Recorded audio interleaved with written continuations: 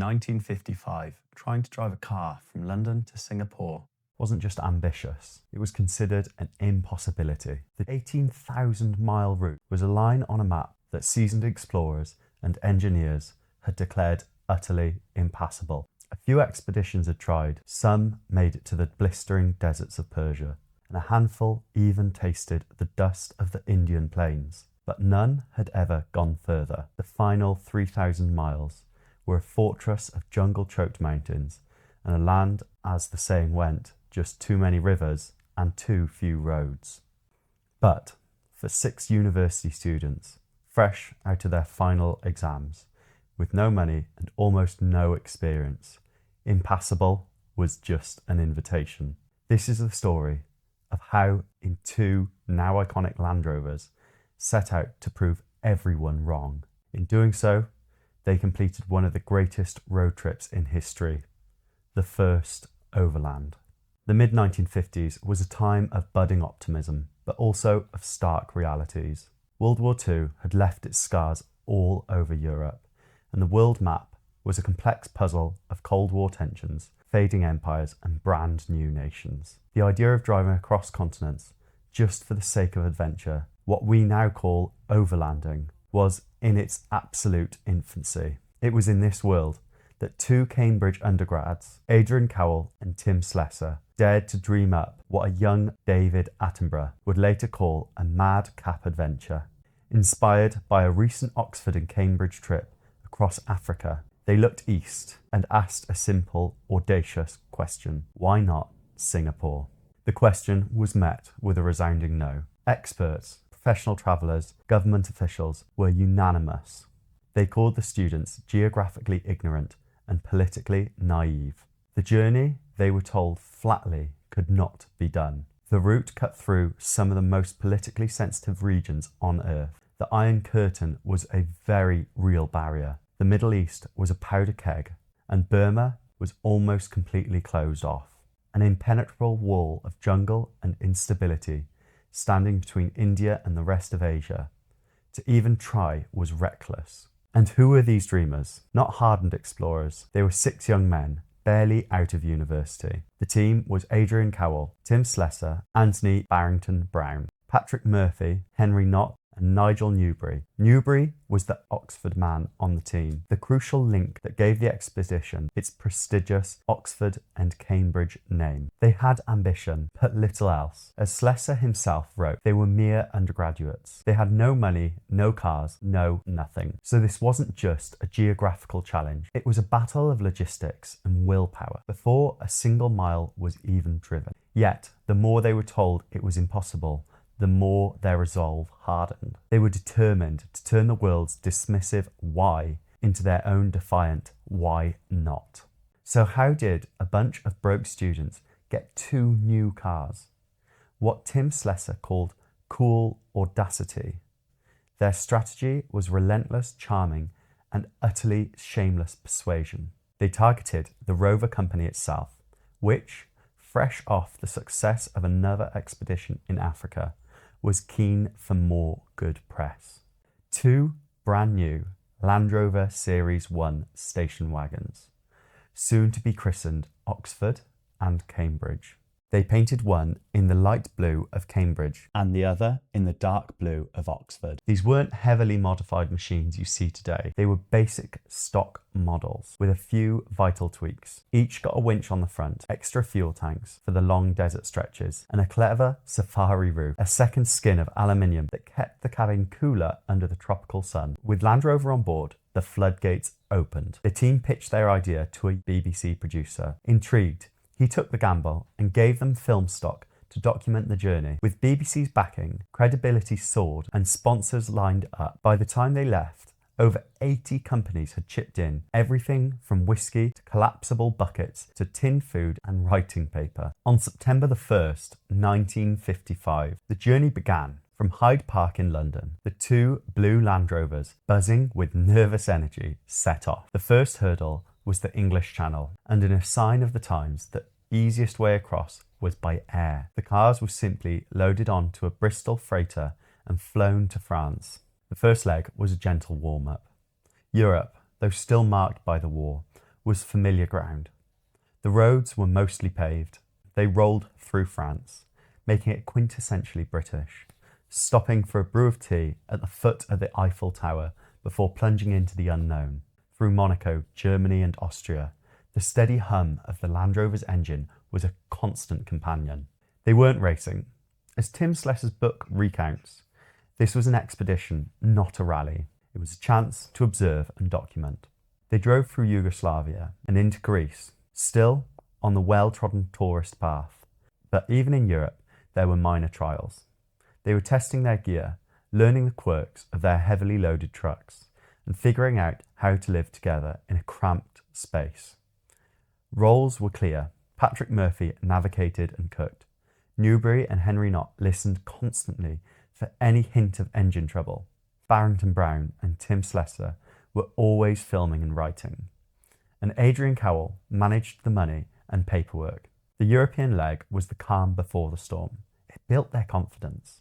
Every mile covered was a small victory, a step further from the doubters back home. But as they reached Istanbul, they stood on the precipice. Ahead lay Asia, and soon the roads would vanish, and the cultures would become truly foreign. They were about to cross the Bosphorus Bridge between the two continents and drive headlong into the great unknown.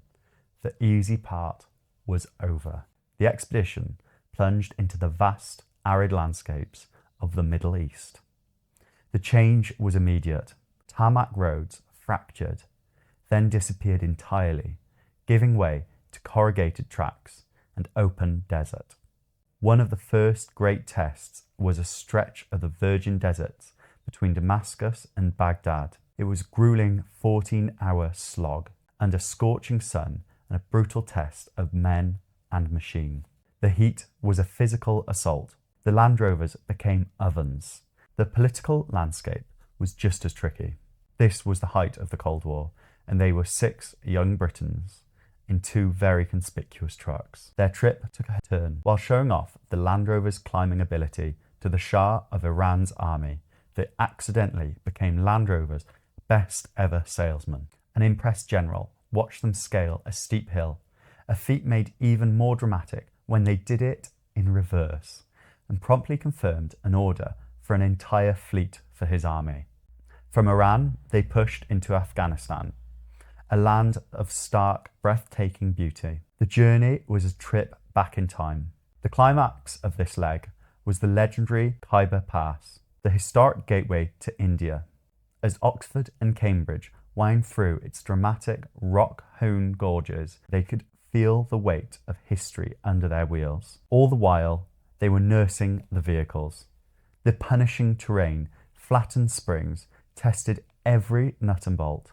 Nigel and Henry were constantly performing checks, tightening, tuning and improvising repairs. They were pushing the Land Rovers harder than they were ever designed for, and for most part, the vehicles were taking the punishment. As they descended from the Khyber Pass into Pakistan and then India, they hit a major milestone. They had crossed the Middle East, but they had only reached the edge of the known world for an overlander. Ahead lay Calcutta, and that beyond it, a wall of green. The part of the journey that everyone said was truly impossible was still to come. Reaching India felt like a victory in itself. The team had crossed Europe and the Middle East. Now they drove across the great Indian plains, a vibrant, chaotic, mesmerizing experience. They visited the Taj Mahal and wound their way up into the cool, tea-carpeted hills of Darjeeling.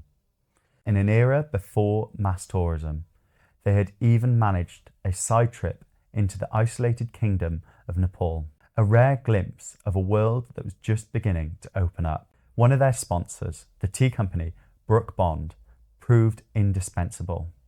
Tim Slessor joked, to get anything done in India, you went to the local Brooke Bond manager, whose network was everywhere. But as they drove east, a sense of dread began to build.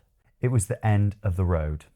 In 1955, for a motorist driving east, the world simply stopped at the border between India and Burma. Many had tried to go further. All had failed, for the simple reason there were no roads. Between them and the rest of Asia lay a formidable barrier of jungle-clad mountains and malaria-infested valleys. Maps were useless, and Burma itself was in political turmoil, almost entirely closed to foreigners. Getting permission to enter was one challenge. Getting physically through was another. This was the wall. This was the impossibility they had heard about from the very beginning. When they rolled into Calcutta, they heard the same tired refrain from people they met. You can't go on. It's impossible. They were at a crossroads. They could admit defeat and ship the Land Rovers to Singapore and complete the journey by sea. Or they could risk everything, their vehicles, their health, the entire expedition, on a mad gamble to find a path where none was said to exist. Gathered around a map in the humid Calcutta air, the 6 men faced the defining moment of their adventure. They had come too far to turn back. They made their choice. They would challenge the Wall of India head on. Their target was a ghost road from a war fought a decade earlier, the Lido Road, built at the immense human cost by Allied forces to supply China. It was a marvel of wartime engineering, but in the 10 years since, the jungle had reclaimed it. The road had been abandoned, swallowed by vegetation, its bridges washed away. No one had reliable information. The team was told it was impassable, a ruin haunted by bandits. After getting shaky permission to enter Burma, the expedition pushed into the unknown. The first 100 miles were deceptively easy. Then the jungle closed in. The track dissolved into a pure, treacherous, muddy scar through steep mountains. This was the start of the 260 miles of pure, unfiltered hell. The monsoon season had turned the landscape into a quagmire. The winches, mostly for show until now, became the most vital tool. Progress was measured in feet, not miles. They'd winch one vehicle forward, anchor it, and then use it to pull the other one through. The narrow ledges on the old roads were crumbling away. One man would have to walk ahead, guiding the driver inch by terrifying inch, knowing that one mistake would send a Land Rover tumbling down into the ravine below. Then there were the water crossings. The thousands of streams and rivers on the route once had bridges. Now those bridges were either rotting skeletons or just gone. For part of the way, they were escorted by armed soldiers for protection against bandits. Soldiers whose own jeep they ended up having to fix. For 3 relentless days, they fought the jungle. It was a climax to their journey, a brutal battle of man and machine against nature. Covered in mud, bitten by insects, physically and mentally drained. Finally, the jungle began to thin. The track widened. They saw signs of civilization. They'd done it. They had breached the wall. Battered but triumphant. Emerging from the jungles of Burma into Thailand, the worst was over. They had faced the part of the trip that had defeated everyone before them. But they weren't done yet. Ahead lay the final leg, the long drive down the Malay Peninsula to Singapore. In the 1950s, the region was in the grip of the Malayan emergency, a brutal guerrilla war. While the threat was real, the team saw little of the conflict. For them, the most striking thing was the roads. After the mud of Burma, the smooth, well-maintained tarmac, the best roads they'd seen since Western Europe. This final push was a chance to reflect. They had driven through post-war Europe, across the scorching deserts of the Middle East, over the mighty ranges of Afghanistan and Pakistan, through the chaos of India, and against all odds, through the impassable jungles of Burma. They had crossed 21 countries. The Land Rovers, Oxford and Cambridge, no longer gleamed, bearing the scars of their epic journey. Their blue paint was chipped and faded, their bodies dented and scratched, caked with mud from 3 continents, a testament to their rugged design and tireless care of their mechanics. They had become more than vehicles. They were the 7th and 8th members of the team. As they drove south, the excitement built. The finish line was in sight. After 6 long months, they were no longer just students on a madcap adventure. They were seasoned explorers who had done something historic. The final milestone was the Johor-Singapore Causeway. As they approached it, they knew their impossible journey was about to end. The two battered mud street Land Rovers rolled across the causeway into Singapore.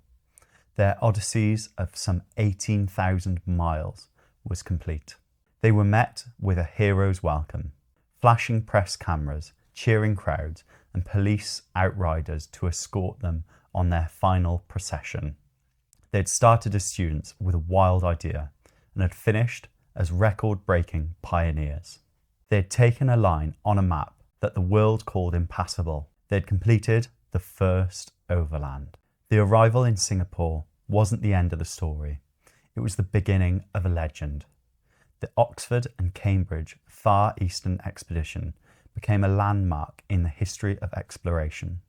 Tim Slessor's book, First Overland, became a travel classic and has inspired adventurers for decades. The expedition cemented Land Rover's reputation as the ultimate vehicle for the world's toughest journeys. The two nearly stock station wagons had done what no vehicle had done before. Ironically, the route they pioneered soon became impossible again. As Sir David Attenborough later remarked, the first overland was a journey through a lost world. And yet, the spirit of First Overland lives on. Decades later, the original Oxford Land Rover, thought to be lost forever, was discovered, rescued and restored. In 2019, an expedition called the Last Overland set out to drive the old car all the way back from Singapore to London, with the original pioneer Tim Slessor at the heart of the project. First Overland was more than just a road trip. It was a testament to the adventurous spirit, a celebration of youthful defiance, and a powerful reminder that sometimes the greatest journeys begin with a simple, audacious question: why not?